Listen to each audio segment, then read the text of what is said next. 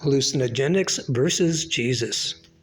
With hallucinogenics, mushrooms, ayahuasca, blah, blah, blah, whatever gets you out there always seems to be a related thread of ego death. One guy described it as he was unzipped and thrown into the universe. And that actually reminds me of a lot of overdoses, or some of the overdoses I've heard from people around me and other video testimonies. It's not just an ego death, it's you're dying. You're on your way out. When you die, when anyone dies, we're out of here, and it's not just lights out. It's not just fade to black and everything disappears. You stay as you are, as far as your identity of who you are as a person. And what it is we all recognize and crave an innate desire to be loved, to be known, to be seen. And that's how love is. With hallucinogenics, you'll go into a realm where you get judged. At that point, we are natural enemies of God, even though we don't know it, even though we were created to be his children. And so from that non-reconciliation comes the separation and the fear and the nature of death, which is just a big bunch of separation and no fun.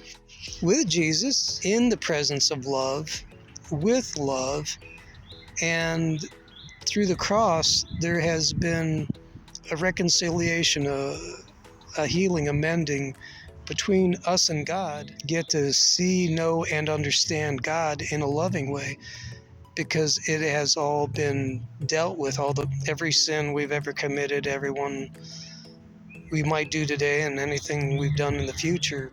Through the cross, it's not an ego death that occurs, it's an ego restoration. Ego's not bad. We are who we're going to be forever. And the cool thing is, you can like who you are, and you can like others who they are, and you can be loved by God as you are.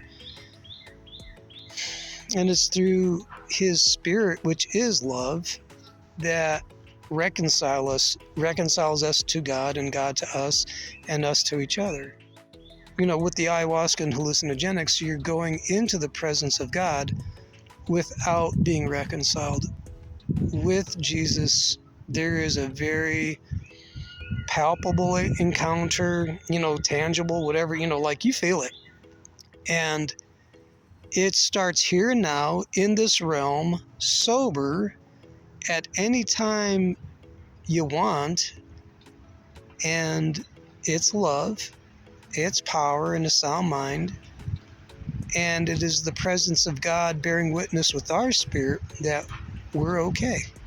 The difference between the hallucinogenics and Jesus is that, an ego death, or in the trips, if you come back, you have some insights, like there's a God, and it ain't all over when you die. There's more on the other side. And you might have a new appreciation of life, and that can happen. But the reconciliation, the restoration, and the perfection of the soul, seeing that it's not bad and that there's no karma to work out. Thereby he conquered death, hell, and the grave. And when we appropriate it by faith, then we're okay. Then we're reconciled as he was reconciled to God, and a payment for all sin and the sacrifice for everyone. It is by faith that works through love that when we call on his name, we get that too. And there's no dosing, there's no need to do anything, there's no reintegration with knowledge that you have to hold on to. It's by his spirit he soaks into us and speaks to us, and sometimes through us.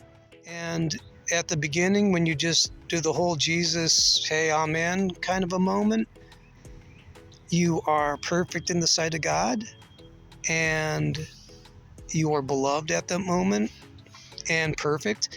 And the cool thing is there's more to go to, so that like a tree growing, there's another level to go to, but it's God getting us there, not by our own works. You just relax, have yourself a cup of coffee, talk to God, and let Him talk to you, and grow into His love, and let His love grow in you, and enjoy the day, and enjoy life and eternity, which is kind of cool. You're soaking in it now. Give your heart to Jesus, because He'll give you His, and you like it. By the way, if you want to know, He does talk. All things talk. The drugs talk, God talks, and this is His voice, just to let you know how to discern it. His voice is love. And if it's not love, don't follow after it. You got more questions.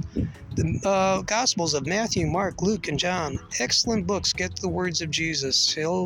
His Spirit will confirm His word, so it'll start making sense to your mind and your heart. And there's a lot of other ways that'll happen too, but those are some real good ones. And then just talk to Him. Get the cup of coffee, hang out, say hi, wait for Him to say hi back. Have a good time. So until then, have a great Easter, or whenever it is for you, and we'll talk to you later. Bye.